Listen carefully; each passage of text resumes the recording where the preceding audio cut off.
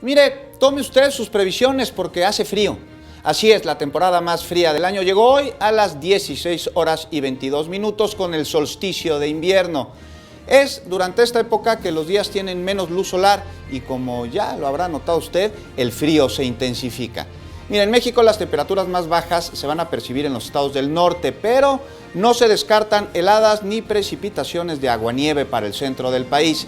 Y por las bajas temperaturas y posibles heladas que se sentirán mañana entre las 4 y las 8 horas, Protección Civil de la Ciudad de México activó la alerta naranja para las alcaldías Álvaro Obregón, Coajimalpa, Magdalena Contreras, Milpa Alta, Tlalpan y Xochimilco.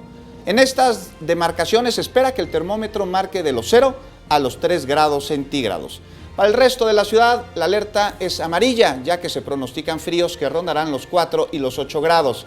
La recomendación, como siempre, es usar varias capas de ropa, consumir alimentos con vitaminas A y C y, por supuesto, evitar los cambios bruscos de temperatura para cuidar la salud.